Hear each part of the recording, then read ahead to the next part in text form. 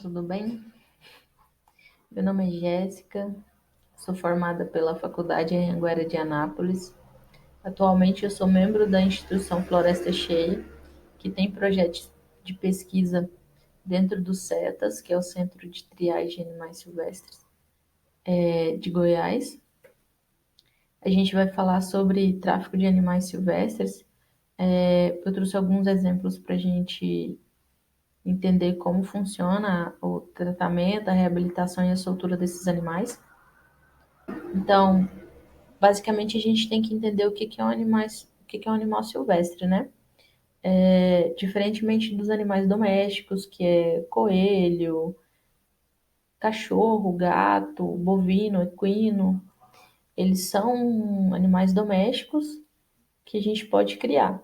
Existe uma lista do IBAMA que define o que, que pode ser criado e o que é considerado ilegal. Dentro dessa lista, se não me engano, tem até uma ilhama que você pode criar que não é ilegal.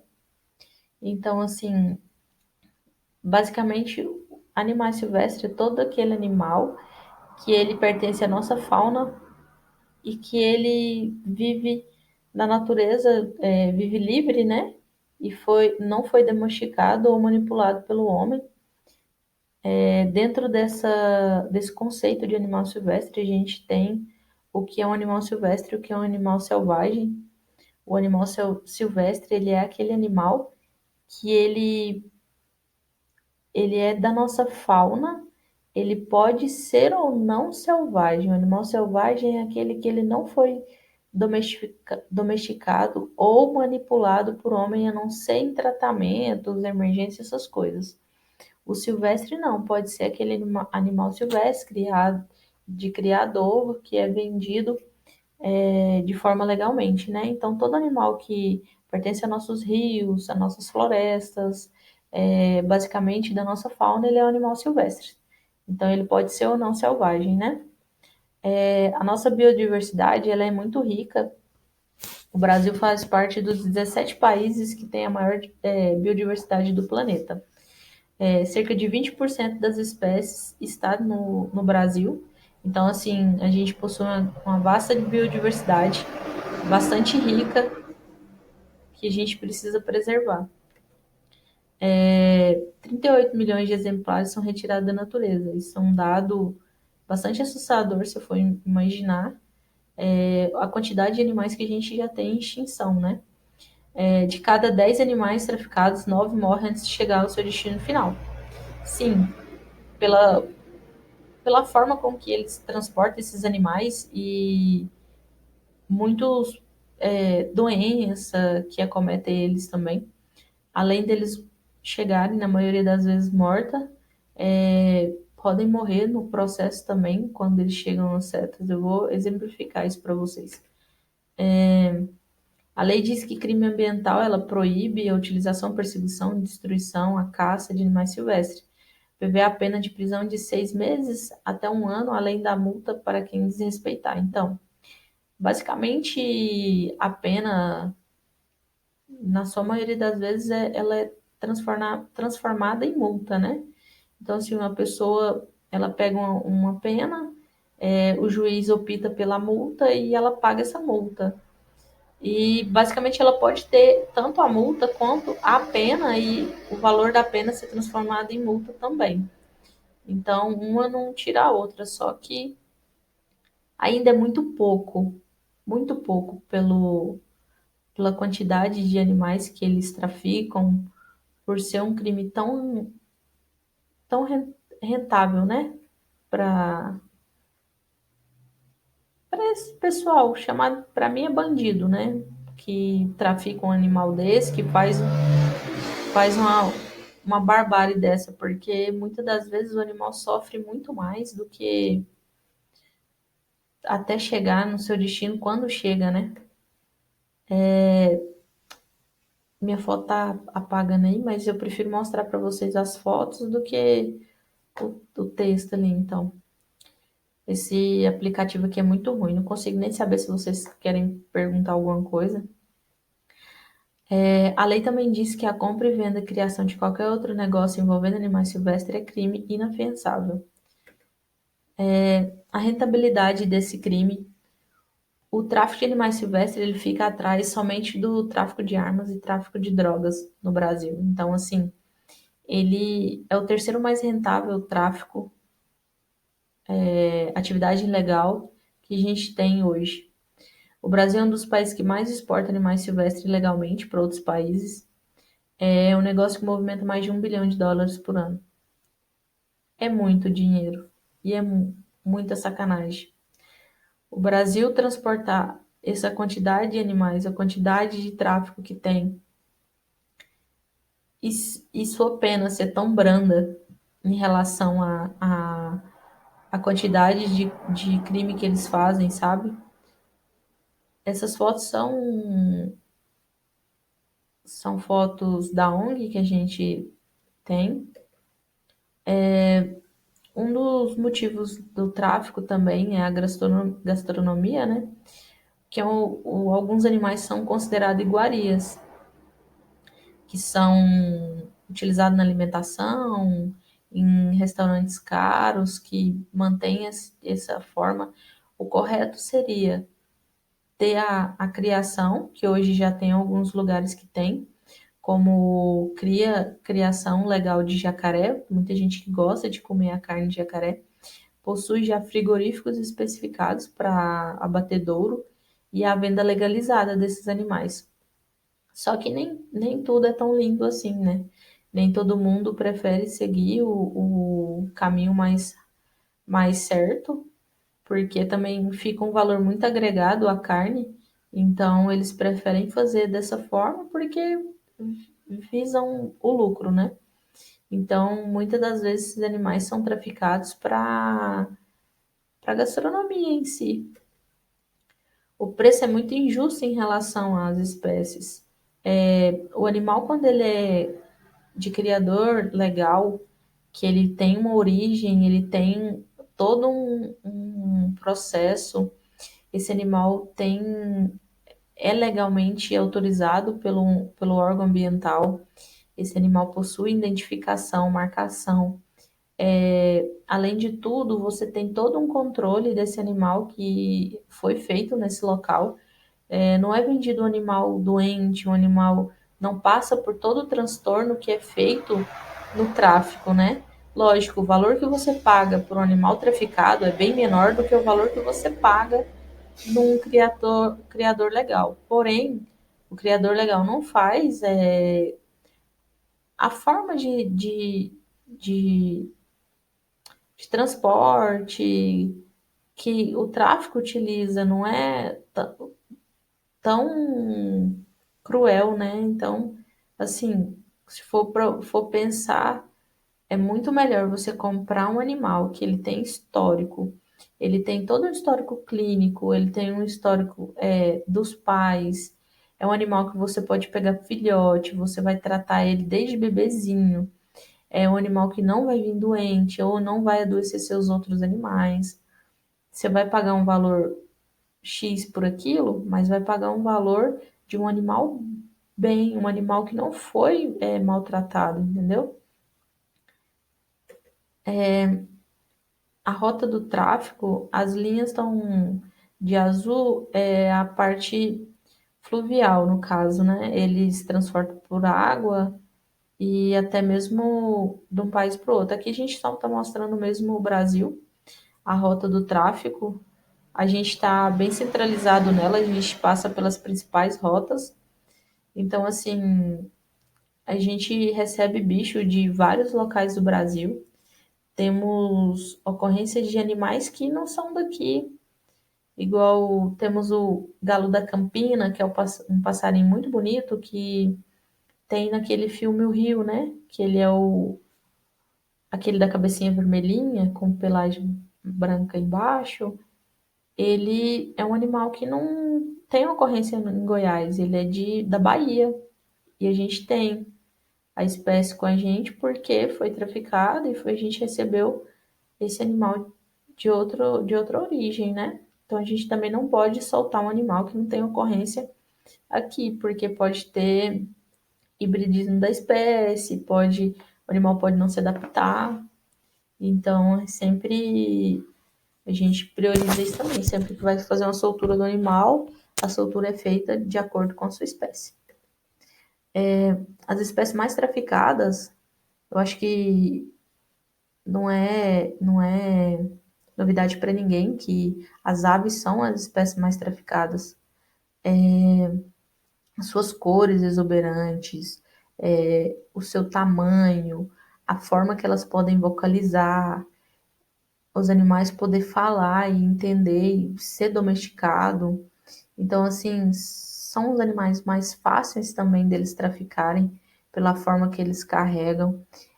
São animais muito encantadores pelas suas cores, pela animal lindo. A ave é um animal lindo. Eu sou apaixonada em ave. Então, assim, eu fico encabulada a forma com que eles traficam esses animais. E olha a cor, tanto que chama atenção. E tem muita gente que quer aquilo por ser bonito. Então, eu quero uma arara vermelha porque ela é linda, eu quero ter ela para mim. Não pensa no bem-estar do animal. Então, é uma das espécies mais traficadas, além dos primatas e os pequenos felinos, né? Então, você imagina para uma pessoa, vamos supor, eu quero um pequeno felino, uma jaguatirica, um gato palheiro. Pensa o animal que você vai ter. Lógico que nenhum animal ele vai perder seu instinto selvagem, então assim pode acontecer acidentes. Então ter um animal desse como seu não faz sentido, entendeu? É um animal que ele tem que estar na natureza, é um animal que deveria estar, né? Que o pessoal trafica muito. Os primatas, eles é bastante traficado porque o pessoal cria muito como pet. Até então, se eu não me engano, acho que era o latino, né? Ele tinha um. O animal desse, ele não tem uma vida boa, porque o cuidado que você tem que ter com um animal desse, o respeito que você tem que ter por esses animais. Então, são uma das espécies mais traficadas que, que tem hoje, até porque a compra do animal desse é bem mais difícil do que de uma ave, apesar do valor. O valor é bem mais alto, então, assim, isso aumenta com que o pessoal trafique mais. Esses animais são todos encaminhados para os CETAS. O CETAS é um centro de triagem de animais silvestres, ele fica ali próximo ao Jardim Guanabara, após o Vale dos Sonhos, na BR-153. Esse é o telefone para contato. A gente não faz apreensão. Quem faz apreensão são órgãos do IBAMA. Polícia Ambiental, a gente não faz resgate. Quem faz resgate é o Corpo de Bombeiro e a AMA, ou o órgão ambiental de cada cidade. Então, assim, muitas das vezes a gente recebe ligação, eu tô com um papagaio assim, assim, assim. Então, a gente sempre orienta a ligar pro órgão responsável para estar buscando esse animal. A gente só recebe porque a gente são centro de triagem mesmo. Eu vou explicar mais ou menos como é feito a entrada desses animais. Sempre que o animal entra por tráfico, né? Não é basicamente da mesma forma com os outros animais, mas a gente recebe animal também machucado, emergência, então varia muito de animal para animal. A triagem dos animais traficados, primeiro a gente passa, é feito um termo de entrada para aquele animal, a gente tem a avaliação clínica, né, que passa pelo veterinário, os biólogos também estão sempre ajudando, então passa pela avaliação clínica, que é a avaliação se o animal tem algum ectoparasita, se o animal possui alguma doença clinicamente visível, se ele está desidratado, se ele está desnutrido, como esse animal está ao momento que chega, o nível de estresse do animal. Então, assim, toda avaliação é feita para que a gente possa também partir daí fazer as próximas etapas. A marcação é feita quando ela é viável, quando esse animal possui, ele está bem para ser marcado, ele tem o tamanho ideal para ser marcado, ele não está desidratado o suficiente ou ele não está com fratura, alguma coisa para ele ser marcado. Então, assim, a marcação geralmente é feita com anilha e microchip. O microchip é para animais mamíferos e serpentes, né? E répteis também. A marcação com anilha é mais para aves, né? A gente faz a marcação dela com aves ou com anilha.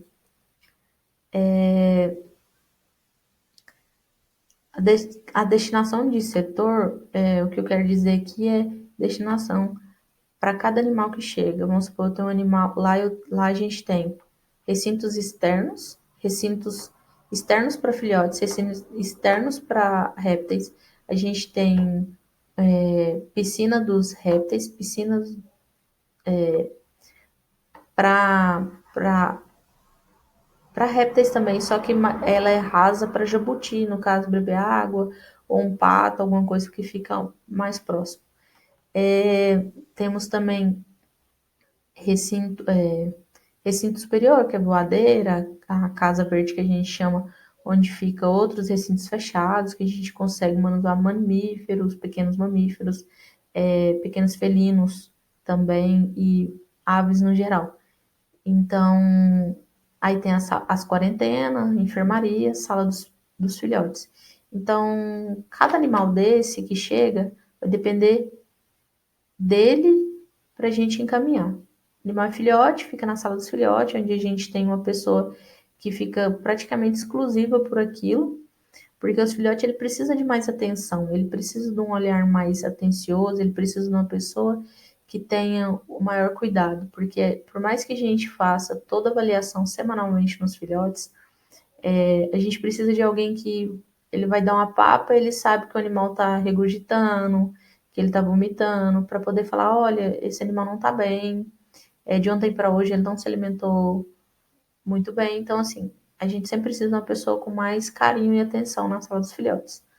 Então, a gente tem a sala dos filhotes, a enfermaria quando o animal chega doente, com fratura, com doente de qualquer forma. Já com sinais clínicos, né? Os outros animais, não sendo filhote, a gente passa para quarentena. Ele vai passar um período lá, de no mínimo 30 dias, porque a gente precisa que ele fique lá, até porque se ele tiver alguns sintomas no decorrer do tempo, para não passar para os outros animais nossos. Então a gente, como a entrada de animais lá é muito grande, a gente precisa desse período deles. Após isso, a gente identifica e coloca no recinto após a quarentena. O recinto também depende da espécie. Os recintos feito o bem-estar deles é feito mediante a espécie que é. Vamos supor, eu tenho um grupo de arara. Ele já passou pela quarentena, ele está apto. Eu vou subir ele para o recinto para voadeira. Dentro desse recinto, eu tenho local coberto e local que pega sol. Eu tenho uma grande extensão de tamanho para ela poder bater voo, né? Ela poder voar, bater asas e melhorar a musculatura. Então, tem puleiro e tem comedores, 2 comedores e locais para água. Nunca comida no chão, sempre no alto, para estimular que eles fiquem no alto e até para evitar outros tipos de, de predadores, esse trem. Então, tudo é pensado na forma como o animal vive, sempre. E o treinamento é feito para poder fazer esses animais bater asa, voar. A gente tem uma pessoa que vai lá, os tratadores mesmo, estimula elas a voar de um lado para o outro, para que isso seja um hábito. A gente precisa que o animal aprenda a voar por mais tempo, não ele voar só pequenos espaços, porque a gente precisa que ele treine, melhore a musculatura para ele voar mais, para ele voar por um longo espaço, para poder ele ter voos mais longos, para ele ser solto e não ficar só na área da soltura, né? A destinação desses animais, eu não sei porque tá aparecendo essa bolinha, eu acho que é do programa, mas eu não marquei nada, não. A destinação é feita de acordo com o animal também. Então, vocês entenderem que tudo depende do bicho, não é da gente, não é a gente que quer, é o bicho. Vamos supor, eu recebi um animal e ele tá com a fratura na asa. a fratura calcificou, ele tá ali, tá bem, mas ele não vai voar. Não, não tem como eu manter um animal desse na natureza, de vida livre, se ele não vai voar. Então, assim, a gente tem que procurar o melhor pro bicho. Então, a gente prioriza a soltura sempre.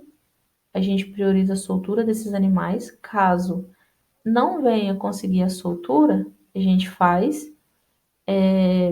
Tem toda uma lista, uma procura que é feito, locais que pegam esses animais, que é manetendor de fauna, que é os famosos santuários, que na legislação não tem isso, é manetendor de fauna, mas eles usam esse nome para parecer mais bonito, né? Eu acho que é bem isso.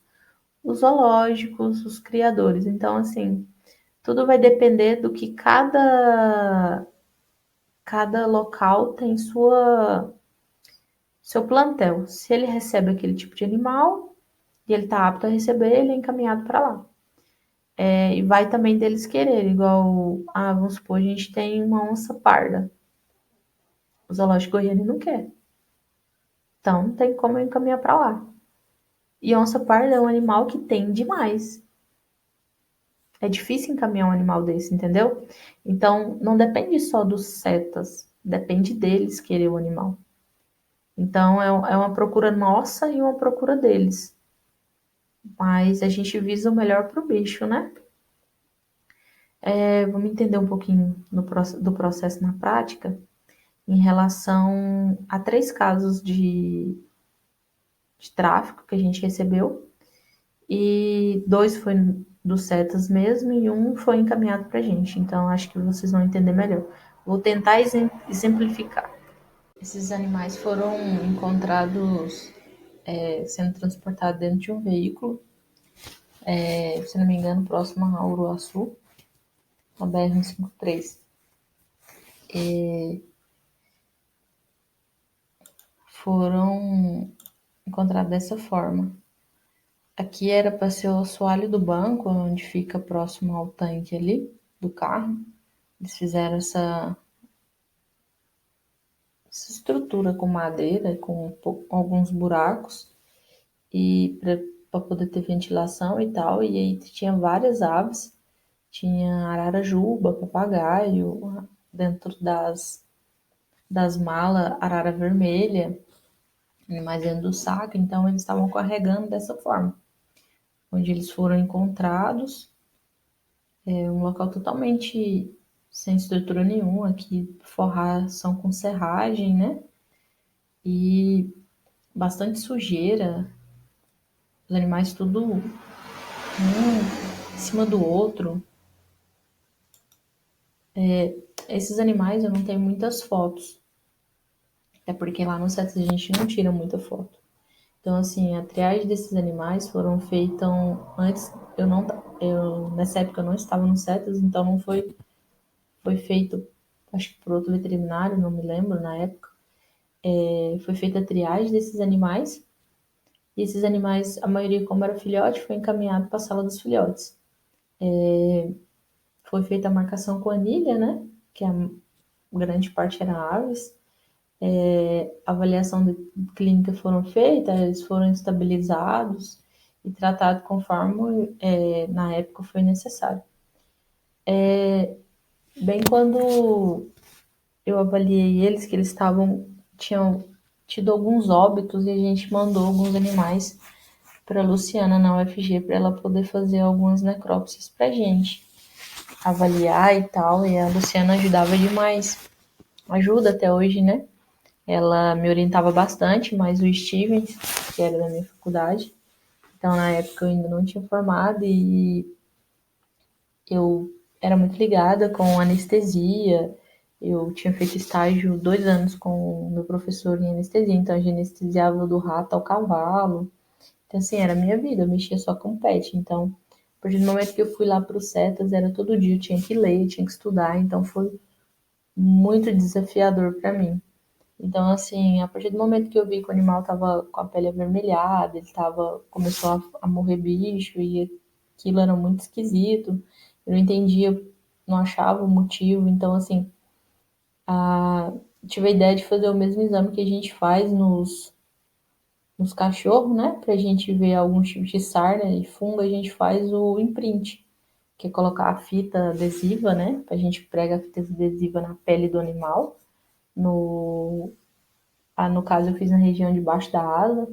E a gente põe na lâmina, né? E põe no microscópio para olhar. Quando eu coloquei no microscópio, eu me deparei com esse tanto de ácaro. E assim, a lâmina ficou repleta de ácaro, assim, você não concebia só ácaro na lâmina. E, desculpa.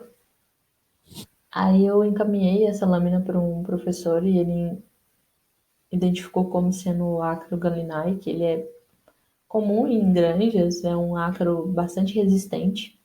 Então, assim, o primeiro momento foi encontrar alguma medicação que a gente conseguisse eliminar esses ácaros, porque até isso a gente tem uma certa dificuldade, porque as aves não podem colocar coisa oleosa, porque atrapalha, né, no desenvolvimento das penas, a pele delas absorve muito, então não podia ser nada que pudesse intoxicar. E como elas estavam bastante debilitadas, a gente não podia usar a ivermectina direto, porque a ivermectina, ela, quando o animal está muito debilitado, ela pode atrapalhar. Então, assim, conversando com a Luciana e conversando com o Steve, a gente tentando descobrir uma possibilidade para atingir esses ácaros, a gente teve a ideia de usar um remédio até para cachorro. Então, assim, basicamente os sinais que elas apresentavam na época era anorexia, bastante vermelhidão da pele e deficiência de desenvolvimento. Ave é um animal que desenvolve muito rápido, então de uma semana para outra você vê um desenvolvimento assim de pena, plumagem, tudo. Então, a partir do momento que o animal você vê que ele não está desenvolvendo, ele não ganha peso, ele não. As penas dele não ficam bonitas, fica aquela pena opaca, então isso já é preocupante. E teve alguns óbitos, né? E nisso a gente foi ficando preocupado e quando a gente utilizou o tratamento com o fipronil, que é o famoso frontline, que é aquele spray, né, que a gente usa até em cachorro com até 10 dias de vida, que não intoxica e tal. Foi bastante perfeito, para se dizer assim. Os ácaros foram todos embora, a maioria sumiu, então a gente suplementava a alimentação deles, colocava fruta na papa, batia e dava para eles. Na época eu fiz fluidoterapia, que elas estavam muito debilitadas. A gente usa fluidoterapia em ave subcutânea, porque a pele tem uma absorção muito grande. A não ser quando é emergência, a gente faz intraósseo, né? Agora, quando possível, sempre fazer subcutâneo. A gente faz ali na prega, coxo femoral, até para não ter extravação para os sacos aéreos, né? A gente faz ali uma região ideal para estar sendo feita. Dá para fazer os bolsões de soro. E o animal tem uma adaptação muito boa e a absorção excelente. Então, a gente utilizou esse tratamento para elas. Como o animal estava muito debilitado, a gente chegou, né, doente, já estava muito triste, até pela forma com que ela foi transportada, já era de se esperar um caso assim. Então, assim, a gente fez o que a gente pôde, mas dentro dessas aves a gente conseguiu, no final de tudo, foram 3 aves, 3 araras-juba e 2 araras-vermelhas destinadas para um zoológico no Rio de Janeiro. A gente mesmo que fez o transporte, foi encaminhada dentro das caixas de transporte, a gente encaminha, a caixa tem divisórios e cada animal fica naquela divisória e tal. O transporte é feito adequado, né? Tem a parte da parada para alimentação, a parada para dormir, o animal não fica no sol, o carro fica em local específico. Geralmente a gente tem parceria, né, com os outros setas e tal, onde abriga o carro do IBAMA para poder ficar os animais, né? Porque é ruim dormir em hotel, essas coisas, e o animal ia ficar lá. Então, assim, esses animais foram para esse zoológico, foram de todos, tiveram grande taxa de óbitos por conta desse ácaro, mas a gente fez o que podia, né? Até porque vítimas de tráfico é muito complicado, porque sempre que eles vêm, a situação sempre é muito ruim. Esses papagaios, os papagaios que foram apreendidos lá em Minas Gerais, a gente já recebeu esses papagaios, já estava bem maiorzinho do que eles receberam lá. Eles receberam eles totalmente sem pena, bem pequenininho, foram em torno de 400 papagaios que eles receberam. Então, cerca de 100 animais foram encaminhados para os CETAS. Esses 100 animais a gente cuidou deles. Eles já chegaram para a gente com um teste positivo para clamídia, porque como já foi feita toda a avaliação lá, e eles já estavam com tratamento, eles faziam. A gente continua aqui também, né? Que era doxiciclina em pó na papa, que era feito por esses animais. A taxa de mortalidade desses animais foi de 30%, a quantidade de animais, em torno de 400 animais, 30% vieram a óbito. E assim, dentro dos CETAS que teve o maior óbito, o menor óbito foi o de Goiás. A gente lutou bastante com eles, porque a clamídia é uma doença muito complicada, porque, vamos supor, o tratamento é longo, é em torno de 45 dias com a medicação. Ela pode ter recidiva, o animal, se ele baixar a temperatura, sofrer estresse, imunidade, ela pode vir a ter novamente. Então, assim, aí vai ter secreção ocular, secreção nasal, pneumonia, e isso vem a óbito, o animal não, a ave é muito sensível. Então, assim, além de ser uma zoonose que passa para a gente, é necessário que a gente faça todo o cuidado, até com os nossos tratadores, a respeito dessa doença. Na época, a gente informou que essa doença poderia passar, os meninos usavam máscara para poder tratar esses animais, até para se proteger e proteger eles também. Então, foi todo feito um protocolo de tratamento e cuidados com esses animais após eles chegarem no CETAS. Muitos desses animais foram soltos, os nossos também. A gente não tem foto nem vídeo deles soltos, mas vocês vão encontrar na página do Instagram dos Setas de Minas Gerais. Eles têm umas fotos e uns vídeos de soltura desses papagaios. Bem legal, compensa ir lá dar uma olhadinha. A gente tem pouco e esse caso é bem interessante porque foram 400 animais. Então, assim, cara, como que uma apreensão tão grande? Não é um, não é 20 animais, são 400. Então, assim, eles teve que pedir ajuda para os outros CETAS, porque não tinha condições de ficar com 400 animais. Então, assim, lógico que a parceria entre os CETAS é importantíssimo nessa hora. Então, cada um ajuda como pode, né? Depende muito da estrutura de cada CETAS também. Esse caso é um caso, assim, que foi bastante veiculado na mídia. Foram as jiboia que foi encontrada na rodoviária. Elas estavam dentro de uma caixa de papelão, foram transportadas do Pará para Goiânia. Dentro dessa caixa, elas estavam esperando só para buscar, a pessoa buscar a caixa, né? E começou a feder muito, e o pessoal reclamando do mau cheiro, e tava muito mau cheiro, e eles pegaram e foram ver o que era que estava acontecendo, e achou essa caixa. E quando eles abriram, eles depararam com essa quantidade de serpentes, era 16 serpentes e 30 sapos, e muitos já estavam mortos, então por isso o odor tão forte. E esses animais, é assim, eles estão dentro de bolinhos de meia calça, eles fazem o bolinho de meia calça, dá um nozinho, faz outro bolinho, vai fazendo aquela corrente de bolinho de serpentes para poder transportar. E assim, o animal mal consegue se expandir para respirar. Então, não tem como ele mover, até porque eles fazem isso para eles não se mover o mínimo possível para poder não fazer barulho e tal, para não levantar suspeitas. E assim, uma viagem muito longa. Não é uma viagem tão pertinho do Pará até Goiás, é longe. Então, os animais sofreram bastante durante a viagem. São fotos dos animais já depois de já estava congelado mesmo. A gente tirou para identificação das espécies, porque a gente tem a BCA e a BCC. Aí eu fotografei, tô mostrando para vocês. Sim, foram de todas restaram 7 serpentes vivas e nenhum sapo.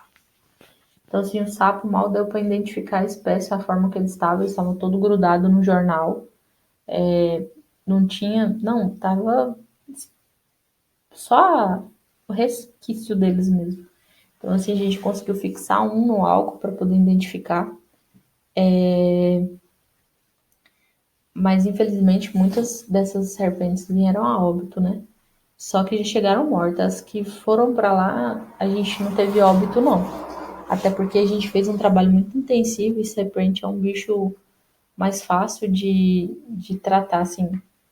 Até porque a gente conta com a veterinária muito boa em serpentes, que ela era do zoológico, ela era da parte de répteis lá. Agora ela é veterinária da AMA, né? A Isabela Sade, ela me ajuda muito, muito parceira. Então, assim, sempre que a gente mexe com répteis, ela sempre tá lá ajudando a gente, até com os outros também, mas ela adora mexer com serpentes, então, assim, cuidado, parece que ela fica mais intenso. Essas eram as jiboias, né, que a gente tava lá, essa foi a que chamou mais atenção, que era a periquitamboia.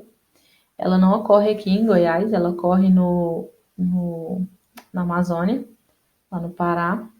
Ela vive em galhos de árvores, né? Ela vive em árvores, ela não gosta de estar muito no chão. Ela tem uma aparência totalmente diferente das outras jiboias, ou das outras serpentes em si, além da coloração muito bonita, mas é um animal muito mais agressivo que o normal. Ele geralmente quem cria essas serpentes não cria para domesticar, ficar pegando e tal, é mais para exposição. É um animal muito bonito, porém um animal que requer muito cuidado com a sua umidade, temperatura e tudo, porque é um animal que precisa da umidade maior do ar, principalmente em tempo seco. Então, assim, o cuidado com ela foi bem mais difícil a gente para manter ela até a destinação dela. Aí eu pergunto para vocês, e a marcação na chegada? E o estado do animal?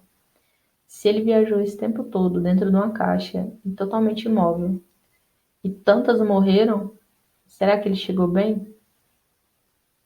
Infelizmente, nem conseguimos fazer a marcação no momento que eles chegaram, porque a gente utiliza o microchip, né?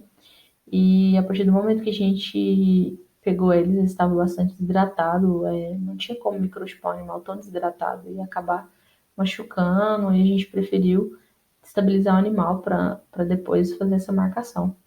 Porque como elas ficam em terrário separado, não tinha como misturar com outras, então era mais fácil fazer essa marcação após ela estar melhor. Então, o estado do animal era desidratação intensa, o animal estava com muitas horas sem se alimentar, apesar que cobra fica muitos dias sem se alimentar, mas a gente não consegue avaliar a quantidade de dias que ela ficou, porque provavelmente eles não alimentaram ela para trazer. Então, assim, ficou muito tempo sem se alimentar, mas principalmente sem beber água, porque ela pode não se alimentar todo dia, mas ela bebe água. Então, assim, a necessidade dela com umidade e tudo para ela, calor, vitamina D e tudo, ela não tinha. Então, assim, além do estresse que ela passou, então o animal estava extremamente comprometido e tal. Foi realizada a fluidoterapia, sim, em todos os animais. A fluidoterapia foi feita intracelomática para poder estabilizar esses animais. Foram feitos 3 dias seguidos da fluidoterapia, até que os animais ficaram bem melhor. Após a fluidoterapia, a gente teve que fazer alimentação por sonda, porque eles não queriam se alimentar de forma alguma. E o animal que não se alimenta, sem a gente ter o controle de saber quanto tempo ele não está se alimentando, é meio complicado. Então, assim, como já tinha mais de uma semana que ela estava com a gente, elas não se alimentaram, não comeram, a gente tentou rato neonato, a gente tentou de tudo, ela não comeu. Então, assim, a gente priorizou, então, fazer alimentação por sonda. A alimentação por sonda não é feita com rato batido, conforme muitas pessoas acham que a gente bate o rato e passa, não. A gente faz isso mais para filhote de coruja, alguns animais mais carnívoros assim. No caso da serpente, a gente utilizou o danoninho mesmo. O danoninho ele tem todos os nutrientes que a serpente precisava no momento. E ele é feito de diluição no soro. No caso, eu usei o Ringer lactado mesmo. Eu aprendi com meu professor. Eu fiz a diluição, acho que seria uma dúvida, né? Foi de 2 ml para 9 para cada diluição geral, né? Então, assim, mas elas não tomaram essa quantidade de ml. Cada animal, dependendo do seu tamanho, tomou, igual as jiboias menorzinhas, tomou 1 ml. A periquitamboia tomou 3 ml, entendeu? Porque o intuito da alimentação é estimular que ela se alimente sozinha, não para essa alimentação suprir ela, para ser a alimentação dela, entendeu? É só para ela se alimentar sozinho, para ela ter um pique de energia e ela vinha se alimentar sozinha. Então, assim, é feito a sondagem mesmo com sonda fininha, é feita a lubrificação dessa sonda, até para não ferir nenhuma parte da boca, nem do esôfago dela, para não vir dar estomatite, né? Que a gente lubrifica essa sonda e faz a penetração da sonda bem mais interna e com cuidado, sem estressar o animal. E feito.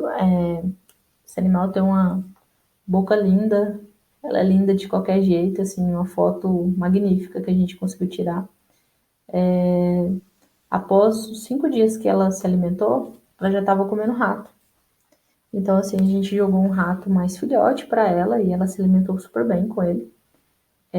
Pode ver que o recinto dela estava com forragem, serragem e tal. Tinha o tronco, que ela vive em tronco, e a gente tinha que borrifar a água no recinto dela uma vez ao dia para manter uma umidade, porque aqui não é tão úmido igual onde ela ocorre, né?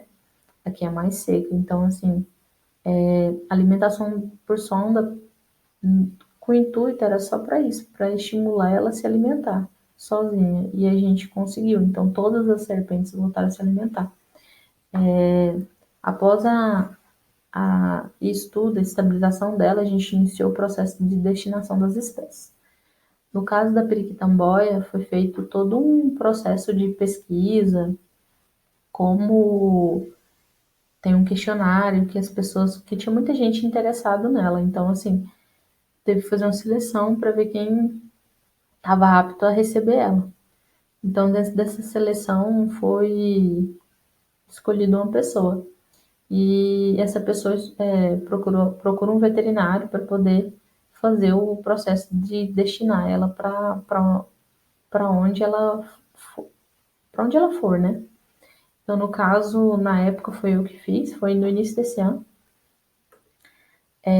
Eu vou mostrar conforme a gente transporta, de uma forma correta, né? Primeiramente, a gente precisa da documentação desse animal. A documentação desse animal, a guia de trânsito animal, é tirada direto lá no mapa, né? Aqui em Goiânia foi lá na agrodefesa, dentro da pecuária mesmo. Eles fazem manualmente, a gente paga uma taxa por isso, cerca de R$ 12 e pouquinho. Não tem como fazer online, só lá mesmo, porque é manual. Imprime, te entrega e tudo. A licença para transporte é emitida pelo IBAMA, e precisa dessa licença para estar transportando. Sem essa licença, o transporte é ilegal. O atestado de saúde, e também só emite a guia de trânsito se você tiver todos esses documentos, a licença e o atestado de saúde, senão o atestado de saúde só vale 3 dias. Se ele não tiver dentro da prazo de validade e não tiver a licença, não emite a guia. Então, o atestado de saúde é emitido por um veterinário, e tem essa validade de 3 dias, né? Tem que ser feita a avaliação do animal para ver se ele está apto a ser transportado. Basicamente, a gente utiliza uma caixa de plástico mesmo. Essa caixa ela foi perfurada com vários furos para ter ventilação. É forrada com um jornal para poder absorver qualquer líquido ou solto pelo animal, né? Como ela tem cloaca, ele mija e defeca junto para não ter umidade no saco. Esse saco aqui, tem que ser um saco cru mesmo, que não tem alvejante, para poder transportar. No caso, essas são exigências do local que você vai transportar. No caso, foi da Latam. A Latam exigia que fosse dessa forma. Então, a gente segue de acordo com o que eles pedem. Eles pedem uma medida da caixa, dependendo do tamanho do animal, e para cada animal é uma caixa diferente. Então, lá eles pediam ou a caixa de plástico rígida, ou papelão rígido, ou madeira.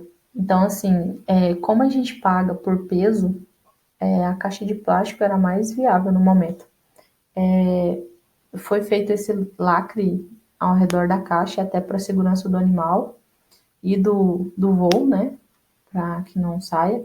A cobra fica dentro desse saco, ela fica num espaço que ela consegue fazer uma volta de 360 graus sem estar apertado, para ter movimentação e ela conseguir também expandir para respirar. É fechado a boca do saco com um forca-gato, né, que é braçadeira de nylon, e tirado o excesso de tecido ali em cima. Após tirar do excesso, aí coloca ela ali e fecha a caixa e lacra. Aí manda para Latam, né? Você paga pelo valor do peso lá e coloca os adesivos. Só tem um porém. Quando você faz essa destinação, você tem que marcar o voo com 48 horas de antecedência. Nem sempre o voo é direto, o voo é com escala. Então, assim, tem que ser uma coisa bem programada, porque a gente enviou esse animal, foi uma semana antes de fechar a Goiânia por conta da quarentena. Então, assim, foi certinho, que senão a gente não ia conseguir mandar eles agora. Então, a gente conseguiu mandar tudo bem rápido, o processo foi até rápido. Eu marquei o voo 48 horas de antecedência. No dia eu tava lá, você tem que ir com horas e horas, faz 6 horas de antecedência, 3 horas de antecedência, para poder destinar esse animal, deixar lá, pagar, resolver.